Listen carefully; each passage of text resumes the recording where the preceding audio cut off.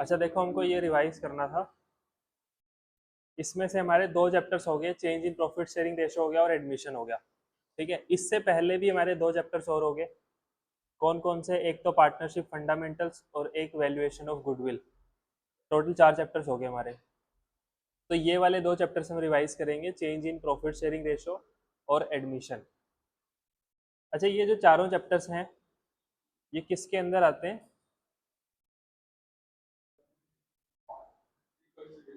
Reconstitution of partnership form में आते हैं चारों chapter, change in profit sharing ratio, admission, retirement और डेथ। तो चारों चैप्टर्स में ना बहुत सारी चीजें कॉमन है। पहला टॉपिक क्या है, इन दोनों चैप्टर्स की बात करेंगे, इसकी बात अभी नहीं कर रहे।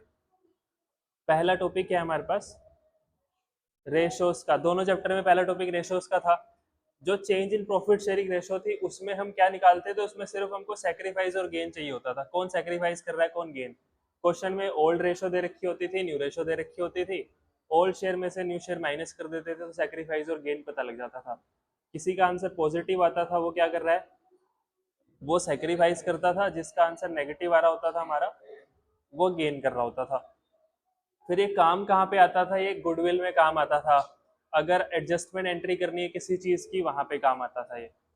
उसके बाद एडमिशन में भी रेशो का टॉपिक था हमारा पहला। रेशोज के अंदर हम कौन से रेशो निकालते थे? एक सेक्रीफाइसिंग रेशो और एक न्यू रेशो। जो सेक्रीफाइसिंग रेशो निकलती है उसमें क्या करना होता है हमको? Old share minus new share, अगर दोनों पता है हमको, ओल्ड माइनस न्यू। फिर इसके अंदर ना एक चीज थी, ये वाला पॉइंट, कि अगर क्वेश्चन में हमको ओल्ड रेशो दे रखी होती है और न्यू पार्टनर का शेयर दे रखा होता है, तो हम एज्यूम कर लेते हैं उनकी ओल्ड रेशो ही सेक्रीफाइसिंग रेशो है। तो ये इंपॉर्टेंट पॉइंट है इसके लिए, क्योंकि ये जो बड़े क्वेश्चन है 6 मार्क्स वाले, उनमें बहुत यूज होता है ये वाला पॉइंट। कि ओल्ड रेशो दे बता देता है, न्यू पार्टनर का शेयर बता देता है, तो हम मान लेते हैं ओल्ड रेशो ही सेक्रीफाइसिंग रेशो है। तो सेक्रीफाइसिंग रेशो की जितनी भी एडजस्टमेंट्स हो जाती हैं वो ओल्ड में ही कर देते हैं हम। अच्छा, इसके लिए डिटेल में इसको समझने के लिए वो वाले जो 3 एग्जाम्पल्स थे वो वाले देखने पड़ेंगे हमको, तीनों एग्जाम्पल, उस पर बाद में आते हैं। तो रेशो में बस इतना ही था, बस वो 3 एग्जाम्पल्स मेन है। वो तीनों अगर कर लिए तो रेशो के अंदर और कुछ नहीं है एडमिशन में। और इसके अंदर तो रेशो इजी सी है, ओल्ड माइनस न्यू ही करना है बस इसमें तो। उसके बाद सेकंड टॉपिक है हमारा गुडविल। गुडविल के अंदर कौन कौन सी गुडविल होती है? एक बैलेंस शीट वाली, एक एडजस्टमेंट वाली गुडविल। ठीक है। अच्छा, ये जो हिडन गुडविल है ये किसका पार्ट है? ये इसी का पार्ट है ना। एडजस्टमेंट वाली जो गुडविल होती है उसी के अंदर अगर वो गुडविल क्वेश्चन में नहीं दे रखी तो हम उसको हिडन गुडविल मान के निकाल लेते हैं। तो बैलेंस शीट वाली गुडविल का क्या करते हैं हम? राइट ऑफ कर देते हैं ओल्ड रेशो में। राइट ऑफ करने की एंट्री क्या होती है? Partners capital account debit to goodwill account, ये एंट्री होती है। उसके बाद एडमिशन वाले चैप्टर्स में बैलेंस शीट वाली गुडविल का सेम ट्रीटमेंट था। यही ट्रीटमेंट था ना एडमिशन में भी। चेंज इन पीएसआर में भी यही था, एडमिशन में भी यही ट्रीटमेंट था। बैलेंस शीट वाली गुडविल को राइट ऑफ कर दो ओल्ड रेशो में। फिर जो एडजस्टमेंट वाली गुडविल होती है उसको क्या करते हैं? तो change in profit sharing ratio में हम एंट्री करते थे गेन टू सेक्रीफाइस। जो गुडविल होती थी एडजस्टमेंट वाली उसको क्या करते थे? Gaining partner debit to sacrificing partners capital account. Gain और सेक्रीफाइस हमने यहाँ पे निकाला होगा। ठीक है, जो गेन कर रहा है वो डेबिट हो जाएगा, जो सेक्रीफाइस कर रहा है वो क्रेडिट हो जाएगा। उसके बाद जो एडमिशन वाला चैप्टर है उसमें हम बैलेंस इस गुडविल का क्या करते हैं? एडजस्टमेंट वाली गुडविल का, इसमें हम देखते हैं वो गुडविल का पैसा कैश में लाया या फिर नहीं लेके आया। अगर गुडविल का पैसा कैश में लाया तो बैंक या फिर cash to premium for goodwill, फिर प्रीमियम फॉर गुडविल को सेक्रीफाइसिंग रेशो में बांट देंगे। अगर वो गुडविल का पैसा कैश में नहीं लाया तो हम बोलते हैं ये वाली एंट्री नहीं होगी, इसमें प्रीमियम फॉर गुडविल की जगह हम उसका करंट अकाउंट डेबिट कर देंगे न्यू पार्टनर का और सेक्रीफाइसिंग रेशो में बांट देंगे। ठीक है। और एक और केस था, अगर वो प्राइवेटली पे कर देता तो कोई एंट्री होती नहीं है उसकी। ये था गुडविल का ट्रीटमेंट। फिर अगली चीज क्या है इसमें? Hidden goodwill. मतलब अगर एडजस्टमेंट जिस गुडविल की होनी है वो क्वेश्चन में ना दे हमको, तो हम एज्यूम कर लेंगे गुडविल क्या है, हिडन है। तो वो कैसे निकालते हैं हम? पहले हम निकालेंगे total capital of the firm new partner की कैपिटल के बेस पे। तो न्यू पार्टनर की कैपिटल इनटू उसके शेयर का रेसिप्रोकल, ये आ गया। इसमें से हम माइनस करते हैं दो चीजें, क्या क्या? ओल्ड पार्टनर्स की एडजस्टेड कैपिटल और न्यू पार्टनर की कैपिटल, ये दोनों माइनस कर देते हैं तो हिडन गुडविल आ जाती है। किसकी? फर्म की हिडन गुडविल आ जाती है हमारे पास। ठीक है। उसके बाद तो ये तो गुडविल वैसे देखने में बड़ा टॉपिक है, पर गुडविल में है ही कुछ नहीं, सिर्फ इतना ही तो है गुडविल में। Change in PS, balance sheet वाली गुडविल का तो सेम ट्रीटमेंट है, दोनों सारे चैप्टर्स में सेम है, इसमें भी सेम है। उसके बाद जो एडजस्टमेंट वाली गुडविल है, यहाँ पे गेन टू सेक्रीफाइस, यहाँ पे हम देखते हैं कैश में लाया या नहीं लेके आया। उसके बाद एडमिशन वाले चैप्टर में एक और टॉपिक आ जाता है हिडन गुडविल का बस। और हिडन गुडविल केस में एज्यूम कर लेते हैं कि वो गुडविल का पैसा कैश में नहीं लेके आया होगा, तो हम ये वाली एंट्री कर देंगे उसकी।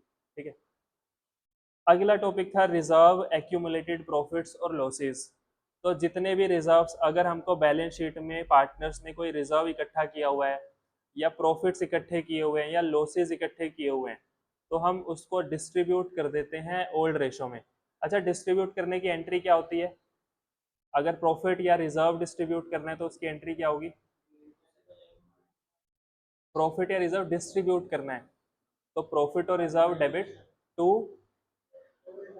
ओल्ड पार्टनर्स कैपिटल अकाउंट, और ओल्ड रेशो में बांट देंगे। अगर रिजर्व या प्रॉफिट को बांटना है तो हम बांट देते हैं ओल्ड रेशो में, बांटेंगे तो उनकी कैपिटल बढ़ेगी, उनकी कैपिटल बढ़ेगी तो क्रेडिट होगी, और वो रिजर्व या प्रॉफिट डेबिट हो जाएगा। ऐसे ही अगर मेरे को लॉस को बांटना है तो उल्टी हो जाएगी entry, partners capital account debit हो जाएंगे और लॉस क्रेडिट हो जाएगा। ठीक है ना, तो ध्यान रखना, इतनी सी बात है बस रिजर्व प्रॉफिट और लॉसेस की। अगर रिजर्व प्रॉफिट या लॉसेस के बारे में कुछ नहीं बोला हुआ तो हम क्या कर देते हैं, डिस्ट्रीब्यूट कर देते हैं ओल्ड रेशो में। और बांटते हुए कैपिटल, अगर प्रॉफिट बांटना है तो उनकी कैपिटल बढ़ेगी तो प्रॉफिट टू कैपिटल, लॉस बांटना है तो उनकी कैपिटल कम होगी तो कैपिटल टू लॉस। ठीक है, दूसरी चीज क्या हो सकती है, अगर क्वेश्चन में साफ साफ लिखा होता है partners do not want to distribute, partners distribute नहीं करना चाहते रिजर्व को, तो हम क्या करते हैं, तो हम एडजस्टमेंट एंट्री करते हैं उसकी। एडजस्टमेंट एंट्री प्रॉफिट के केस में क्या होगी, गेन टू सैक्रिफाइस, लॉस के केस में क्या होगी, सैक्रिफाइस टू गेन। और यही सेम ट्रीटमेंट एडमिशन में भी है, रिजर्व प्रॉफिट लॉसेस का बिल्कुल सेम ट्रीटमेंट एडमिशन में भी होगा। यहाँ पे मान लेते हैं ए और बी पार्टनर्स हैं, रेशो 3:2 है, उन्होंने रेशो चेंज करके कर ली, मान लेते हैं इक्वल, तो ये रिजर्व प्रॉफिट लॉसेस कौन सी रेशो में बटेंगे, ओल्ड रेशो में बटेंगे, मतलब 3:2 में। तो ओल्ड पार्टनर्स ही न्यू पार्टनर्स है, वैसे तो यहाँ पे ए और बी ओल्ड है, ए और बी न्यू है, पर बटेगा कौन सी रेशो में, ओल्ड रेशो में।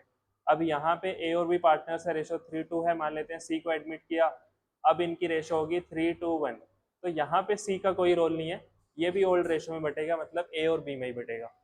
ठीक है, अगर एडजस्टमेंट एंट्री करनी हो तो फिर सी का रोल आ जाएगा उसमें, क्योंकि जो गेन करेगा वो डेबिट हो जाएगा प्रॉफिट के केस में। ठीक है,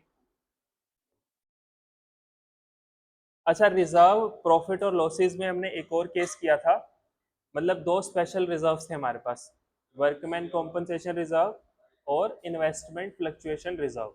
इसका हम क्या करते थे, वर्कमैन कॉम्पनसेशन रिजर्व का, हाँ ये कहाँ पे दिया होगा, ये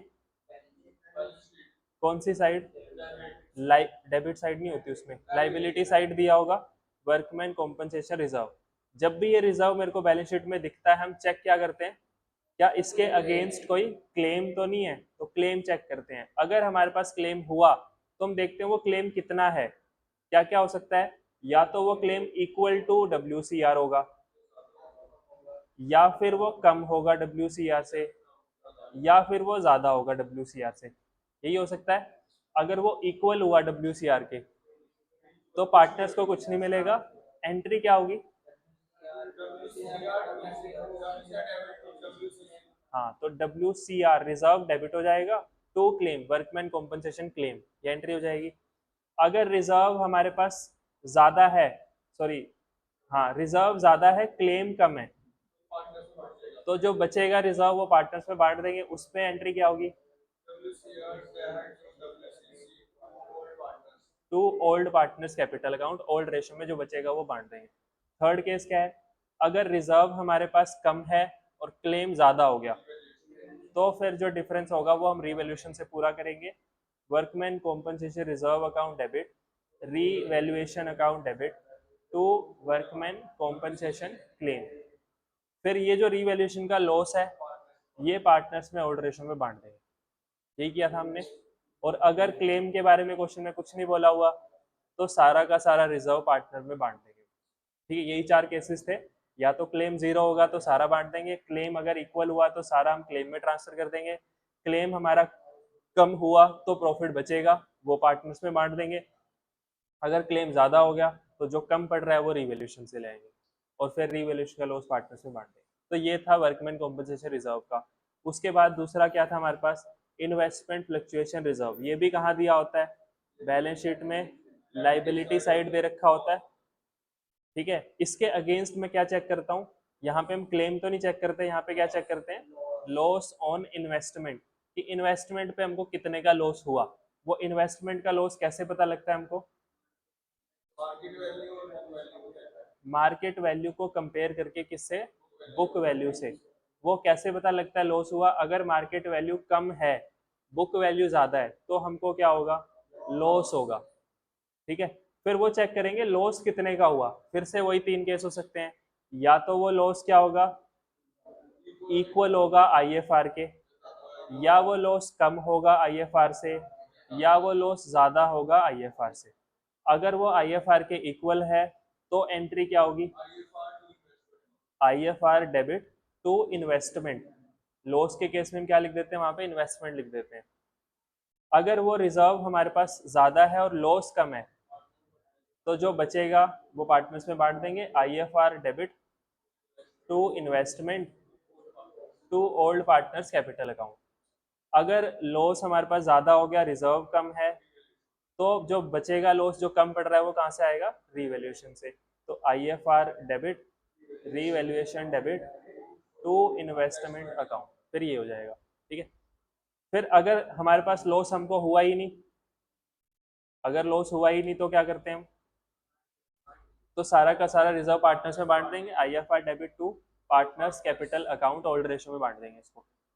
उसके बाद इसमें एक और केस था, एक और केस क्या था कि हमको लॉस की बजाय इन्वेस्टमेंट पे क्या हो जाए, प्रॉफिट हो जाए। प्रॉफिट कब होता है, जब मार्केट वैल्यू ज्यादा होती है बुक वैल्यू से, तब प्रॉफिट हो जाता है। तो क्या करते हैं हम, हाँ ये जो इन्वेस्टमेंट वाला प्रॉफिट है डेबिट टू जाएगा रीवैल्यूएशन में, रीवैल्यूएशन में जाएगा, फिर रीवैल्यूएशन का प्रॉफिट पार्टनर्स में बांट देंगे, revaluation debit to partners capital account. और ये वाला जो रिजर्व है ये डायरेक्ट बांट देंगे, ये भी तो बचा हुआ है ना हमारे पास, ये तो यूज थोड़ी किया हमने। समझ आया ये वाला केस।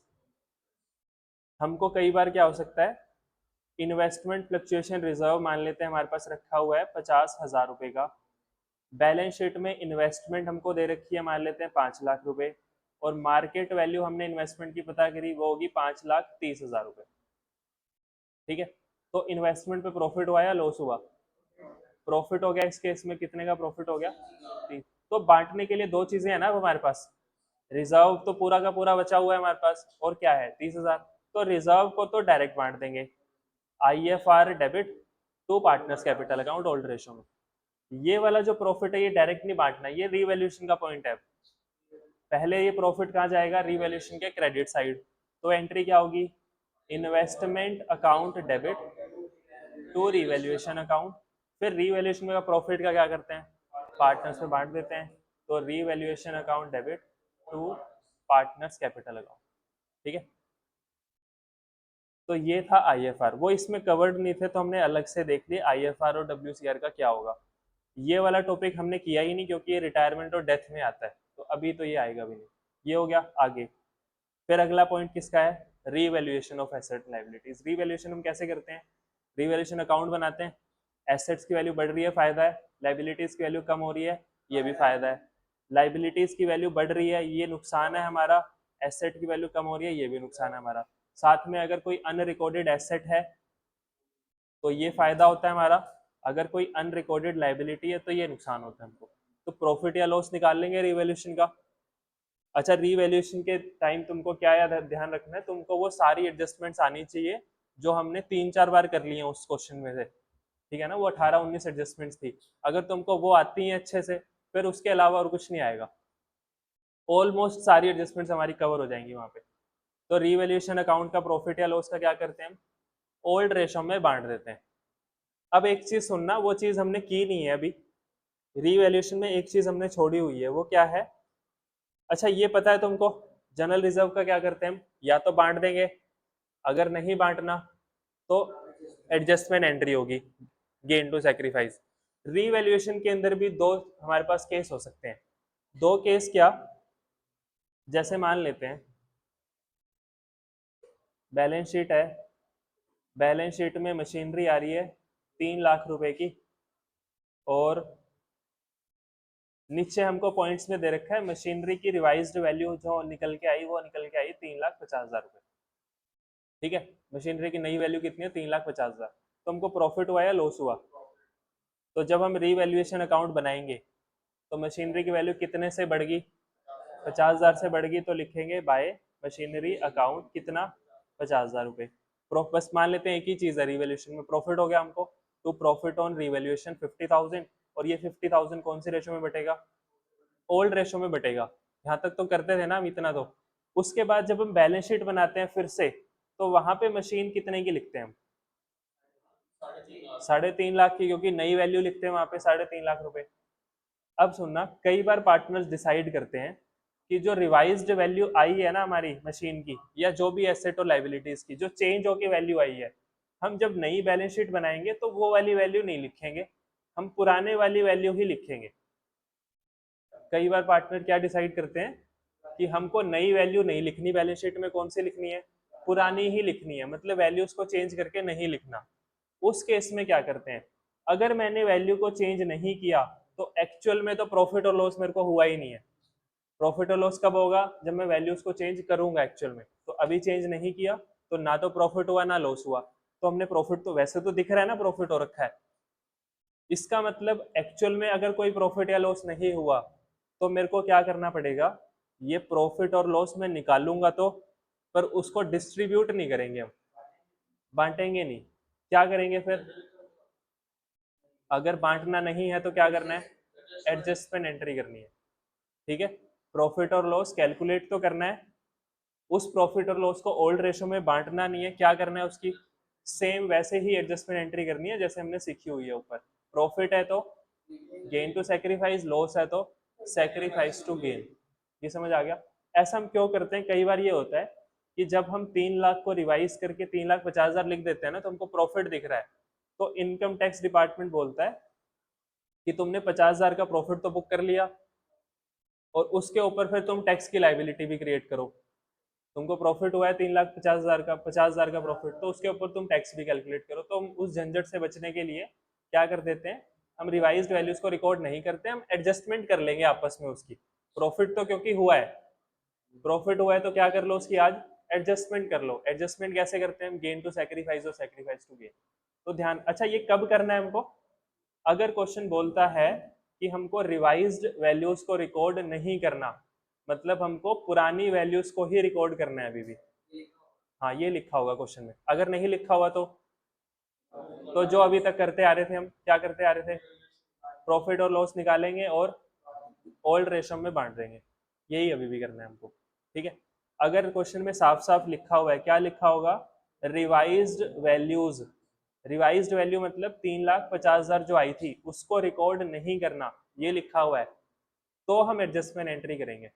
अगर लिखा हुआ है रिवाइज्ड वैल्यूज को रिकॉर्ड करना है, या फिर कुछ भी नहीं लिखा हुआ, तो हम प्रॉफिट और लॉस निकाल देंगे और बांट देंगे ओल्ड रेशो में। तो अब देखो, ये तो पता है हमको पहला केस क्या हो सकता है, रिवैल्यूएशन का प्रॉफिट या लॉस निकालो और डिस्ट्रीब्यूट कर दो ओल्ड रेशो में।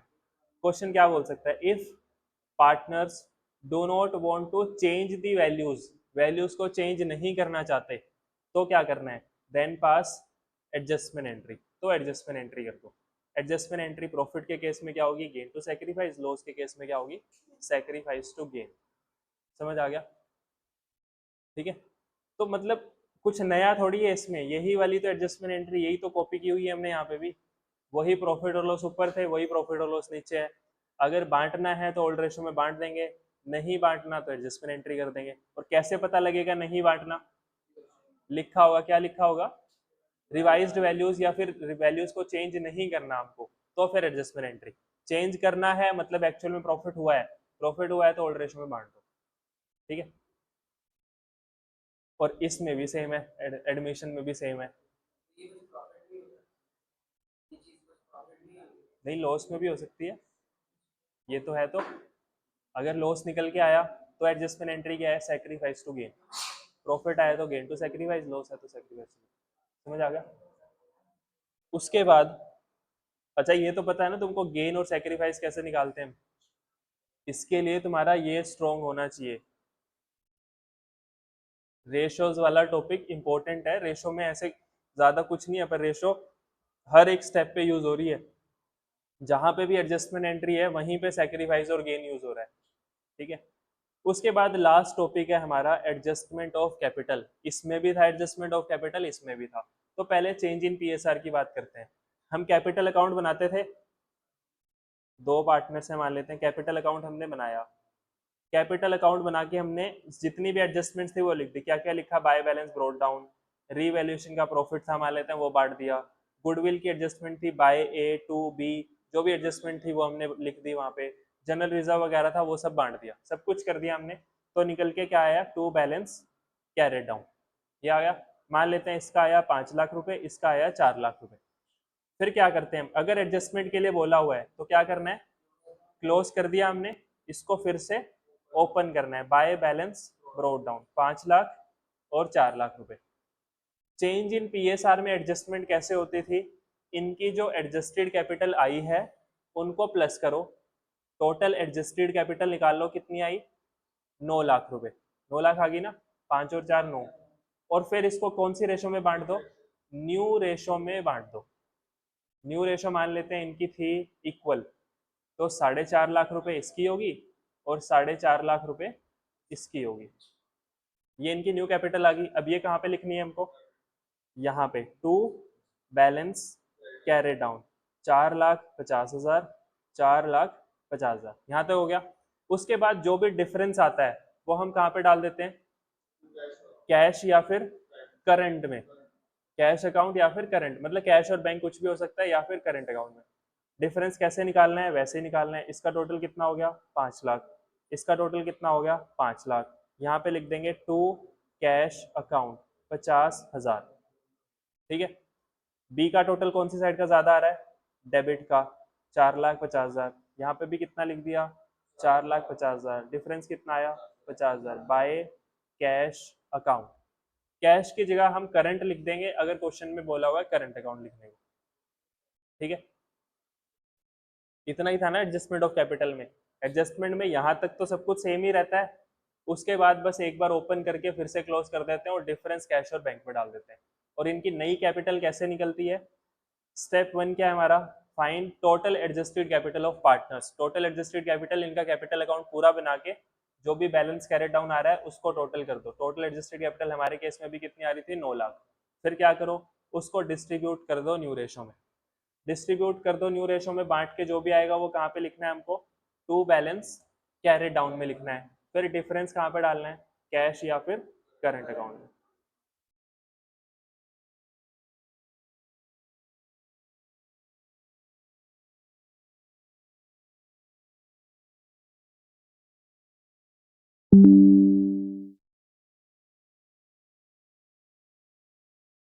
डिफरेंस जो भी आएगा वो कैश और करंट अकाउंट में डाल दें। अब एडमिशन वाले चैप्टर में एडजस्टमेंट ऑफ कैपिटल कैसे होती थी, तो यहाँ पे भी हम क्या करते थे, कैपिटल अकाउंट बनाते थे, A B C, particular A B सी।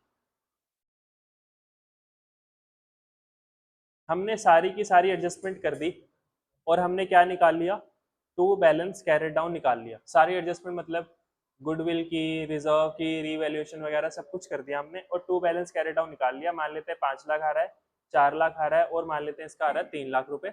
और सी को जो हमने एडमिट किया है नए पार्टनर को, वो 1/6 शेयर के लिए एडमिट किया हमने। ठीक है।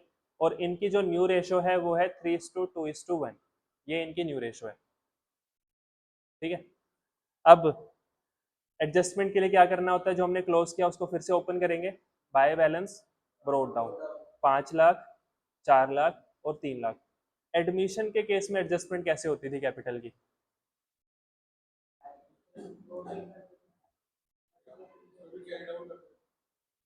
कैरेट डाउन तो करेंगे, उनकी न्यू कैपिटल निकालेंगे कैसे, नहीं, एडमिशन के केस में जो टोटल कैपिटल हमारी निकलती है वो हमेशा न्यू पार्टनर की कैपिटल के बेस पे निकलती है। पुराने पार्टनर की कैपिटल नहीं देखनी उसमें, सिर्फ न्यू पार्टनर की कैपिटल देखनी है। न्यू पार्टनर की कैपिटल कितनी है? 3 लाख। तो 3 लाख के बेस पे पहले निकालो फर्म की कैपिटल। फर्म की कैपिटल कितनी आ गई? 3 lakhs इंटू 6/1 कितनी आ गई? 18 लाख रुपए। फिर इसको न्यू रेशो में बांट दो। ठीक है। अच्छा, हम ये 3 लाख इसको बेस क्यों ले रहे हैं? इसको क्यों नहीं देख रहे हम? इनको इसी को क्यों देख रहे हैं? हाँ, तो क्या हुआ? इनकी भी तो कैपिटल ही है, पिछले जैसे भी तो कर सकते थे। अच्छा, हम न्यू पार्टनर कैपिटल इसलिए देख रहे हैं क्योंकि न्यू पार्टनर से हमने 3 लाख रुपए क्यों मंगवाए होंगे? सोच समझ के मंगवाए होंगे कि उसका 1/6 शेयर है तो 3 लाख रुपए लाएगा, तो मतलब इसकी कैपिटल तो सही है अभी, उनकी कैपिटल तो बिखरी हुई होगी, उनकी कैपिटल इतनी ज्यादा एक्यूरेट नहीं होगी, तो इसके बेस पे एडजस्टमेंट करेंगे हम। ठीक है। तो इससे जो 3 लाख हमने 1/6 के लिए मंगाए हैं, तो फर्म की कैपिटल हमने कितनी डिसाइड की होगी? 18 लाख रुपए डिसाइड की होगी। 18 लाख में इन तीनों की कितनी होनी चाहिए? 3:1 में बांट देंगे। तो 3:1 में बांट के 9 लाख इसका आएगा, 6 लाख इसका आएगा, 3 लाख इसका आएगा। तो यहाँ पे कहाँ पे लिखेंगे? To balance carry down, 9 lakh, 6 lakh, 3 lakh रुपए। फिर डिफरेंस जो आएगा उसका क्या करना है? कैश में या फिर करंट अकाउंट में। तो ए का डिफरेंस कहाँ पे आ रहा है? By cash account, 4 lakh. A का डिफरेंस यहाँ पे आ रहा है क्योंकि टोटल कितना हो रहा है? 9 लाख, 9 लाख। बी का डेबिट साइड ज्यादा है, 6 लाख, यहाँ पे भी 6 लाख ही हो जाएगा, 2 लाख।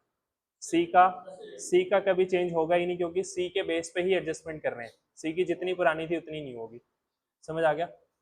ये टॉपिक था एडजस्टमेंट ऑफ कैपिटल एडमिशन के केस में। तो ध्यान रखना, इसमें तो हम क्या करते थे? पुराने पार्टनर्स की कैपिटल को जोड़ो और न्यू रेशो में बांट दो।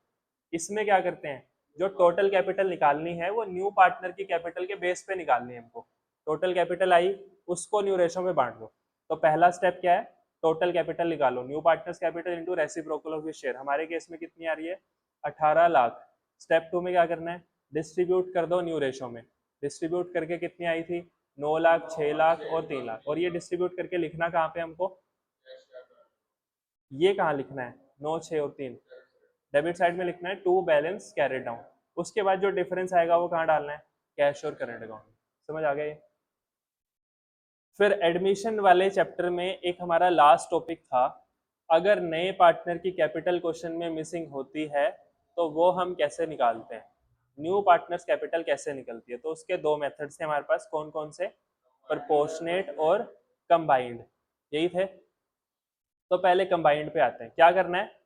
तुमको सिर्फ तीसरे पार्टनर की कैपिटल नहीं पता, उन दोनों की तो पता है। सारी एडजस्टमेंट्स करके क्या निकाल लो? उनकी एडजस्टेड कैपिटल निकाल लो। एडजस्टेड कैपिटल निकाल ली, उसको टोटल कर दो, तो क्या आ गई तुम्हारे पास? टोटल एडजस्टेड कैपिटल आ गई किसकी? ओल्ड पार्टनर्स की। Total adjusted capital old partners की मतलब ए और बी की निकाल ली हमने, इनटू कर दो उसके शेयर से, 1/6, 1/5 जो भी है, तो क्या आ जाएगा? न्यू पार्टनर की कैपिटल आ जाएगी। और जो न्यू पार्टनर की कैपिटल है वो कहाँ लिखनी है हमको? कैपिटल अकाउंट में बाय कैश लिखते हैं ना उसको, बाय कैश और बैंक।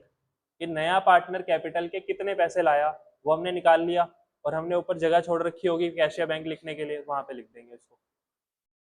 ठीक है ना? कैपिटल अकाउंट, नए पार्टनर का बैलेंस कहाँ लिखते हैं हम?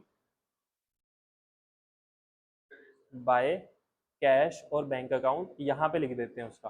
ठीक है। तो वो पता नहीं था हमको कितना है, हमने क्या किया? निकाल लिया। पहला मेथड हमने कौन सा किया? कंबाइंड। कंबाइंड में क्या करना है? टोटल एडजस्टेड कैपिटल निकालनी है, उसको न्यू रेशो से मल्टीप्लाई कर देंगे, न्यू पार्टनर के शेयर से मल्टीप्लाई कर देंगे। न्यू पार्टनर कैपिटल आ गई, उसको कैपिटल अकाउंट में लिख देंगे। दूसरा मेथड कौन सा है? Proportionate method. प्रोपोर्शनेट में हम क्या करते थे? पहला स्टेप तो सेम है हमारा, टोटल एडजस्टेड कैपिटल निकाल लेंगे पार्टनर्स की। टोटल एडजस्टेड कैपिटल आ गई, फिर उससे हम ढूंढेंगे फर्म की कैपिटल। वहां पे नहीं निकालते थे फर्म की, यहाँ पे पहले फर्म की निकालेंगे। फर्म की कैसे निकलेगी? जो ये टोटल एडजस्टेड कैपिटल है किसकी है? मान लेते हैं ए बी सी पार्टनर्स है, 3:1 उनकी न्यू रेशो है। ये जो टोटल एडजस्टेड कैपिटल किसकी आई है? ए और बी की। मान लेते हैं ये आई हमारे पास 5 लाख रुपए। ठीक है। अब तुम क्या करो? 5 लाख रुपए जो तुम्हारी कैपिटल आई है वो किसकी आई है? ए और बी की। तो तुम फर्म की कैपिटल निकाल लो। फर्म की कैपिटल कैसे निकलेगी? अच्छा, सी का शेयर कितना है? 1/6। इन दोनों का शेयर कितना है?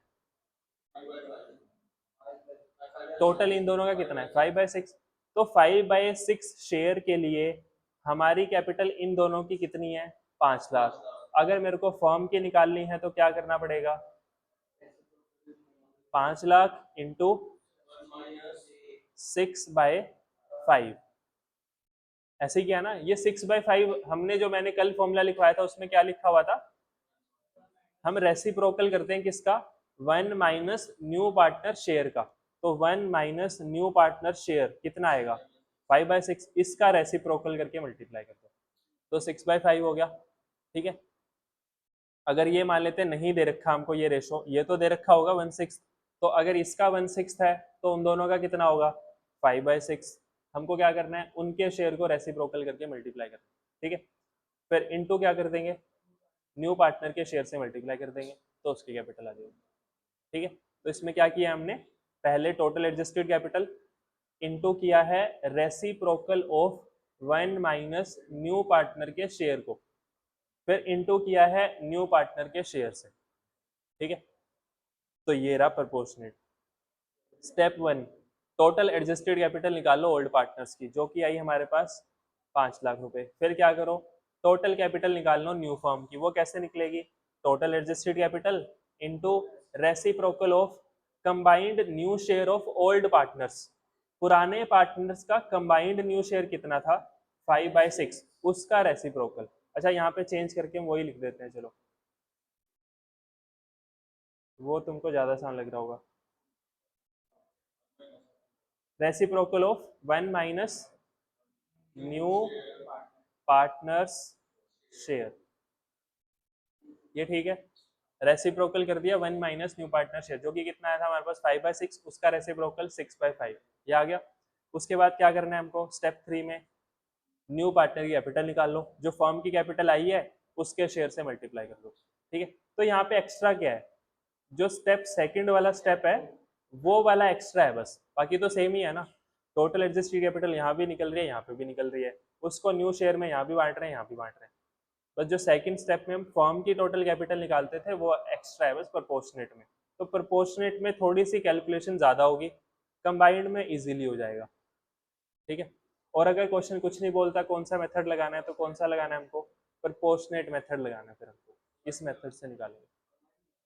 नहीं नहीं, यही लगाना पड़ेगा, क्योंकि ये वाला मेथड ठीक है, ये वाला मेथड ठीक नहीं है, क्योंकि उन दोनों की कैपिटल के बेस पे थोड़ी लाएगा, वो फर्म की कैपिटल के बेस पे पैसे लाएगा।